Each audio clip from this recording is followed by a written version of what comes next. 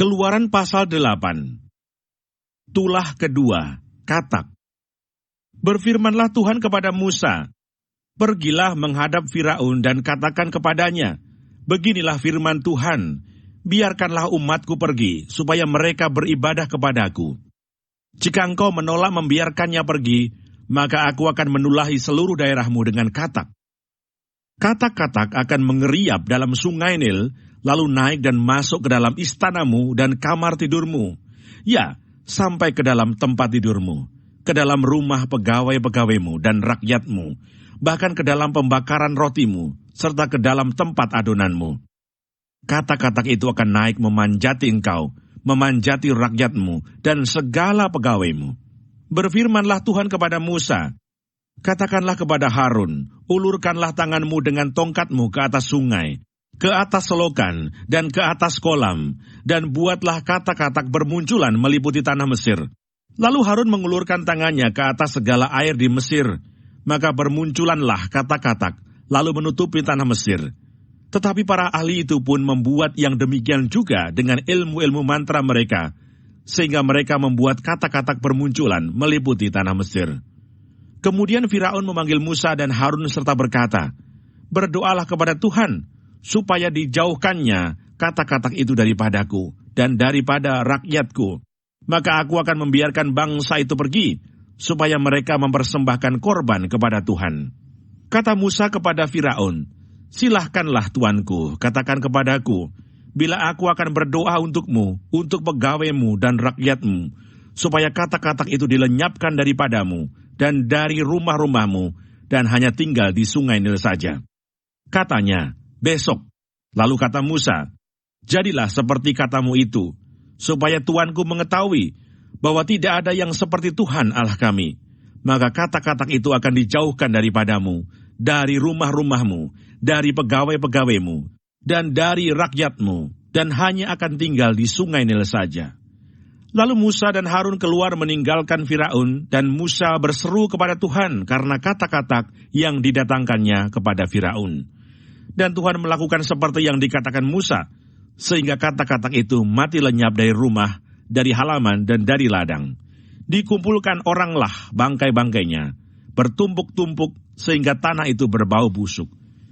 Tetapi ketika Firaun melihat bahwa telah terasa kelegaan, ia tetap berkeras hati dan tidak mau mendengarkan mereka keduanya, seperti yang telah difirmankan Tuhan. Tulah ketiga, nyamuk. Berfirmanlah Tuhan kepada Musa, "Katakanlah kepada Harun, ulurkanlah tongkatmu dan pukulkanlah itu ke debu tanah, maka debu itu akan menjadi nyamuk di seluruh tanah Mesir." Lalu mereka berbuat demikian. Harun mengulurkan tangannya dengan tongkatnya dan memukulkannya ke debu tanah, maka nyamuk-nyamuk itu hinggap pada manusia dan pada binatang. Segala debu tanah menjadi nyamuk di seluruh tanah Mesir. Para ahli itu pun membuat yang demikian juga dengan ilmu-ilmu mantranya untuk mengadakan nyamuk-nyamuk, tetapi mereka tidak dapat. Demikianlah nyamuk-nyamuk itu hinggap pada manusia dan pada binatang. Lalu berkatalah para ahli itu kepada Firaun, "Inilah tangan Allah." Tetapi hati Firaun berkeras, dan ia tidak mau mendengarkan mereka, seperti yang telah difirmankan Tuhan. Tulah keempat, lalat pikat. Berfirmanlah Tuhan kepada Musa, "Bangunlah pagi-pagi dan berdirilah menantikan Firaun. Pada waktu biasanya ia keluar ke sungai, dan katakanlah kepadanya, beginilah firman Tuhan, biarkanlah umatku pergi, supaya mereka beribadah kepadaku.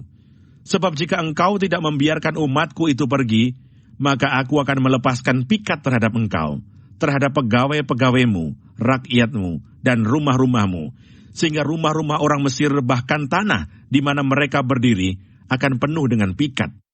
Tetapi pada hari itu aku akan mengecualikan tanah Goshen di mana umatku tinggal, sehingga di sana tidak ada terdapat pikat, supaya engkau mengetahui bahwa aku Tuhan ada di negeri ini. Sebab aku akan mengadakan perbedaan antara umatku dan bangsamu. Besok tanda mukjizat ini akan terjadi."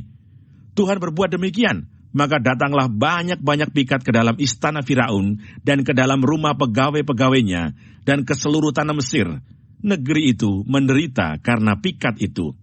Lalu Firaun memanggil Musa dan Harun serta berkata, "Pergilah, persembahkanlah kurban kepada Allahmu di negeri ini." Tetapi Musa berkata, "Tidak mungkin kami berbuat demikian, sebab korban yang akan kami persembahkan kepada Tuhan Allah kami adalah kekejian bagi orang Mesir. Apabila kami mempersembahkan korban yang menjadi kekejian bagi orang Mesir itu di depan mata mereka, tidakkah mereka akan melempari kami dengan batu? Kami harus pergi ke padang gurun 3 hari perjalanan jauhnya untuk mempersembahkan korban kepada Tuhan Allah kami, seperti yang difirmankannya kepada kami." Lalu kata Firaun, "Baik, aku akan membiarkan kamu pergi untuk mempersembahkan korban kepada Tuhan Allahmu di padang gurun. Hanya janganlah kamu pergi terlalu jauh, berdoalah untuk aku."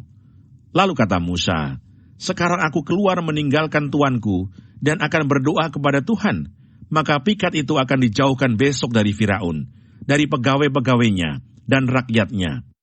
Hanya janganlah Firaun berlaku curang lagi dengan tidak membiarkan bangsa itu pergi untuk mempersembahkan korban kepada Tuhan." Sesudah itu keluarlah Musa meninggalkan Firaun, lalu berdoa kepada Tuhan. Dan Tuhan membuat seperti yang dikatakan Musa. Pikat itu dijauhkannya dari Firaun dan pegawai-pegawainya dan rakyatnya. Seekor pun tidak ada yang tinggal. Tetapi sekali ini pun Firaun tetap berkeras hati. Ia tidak membiarkan bangsa itu pergi.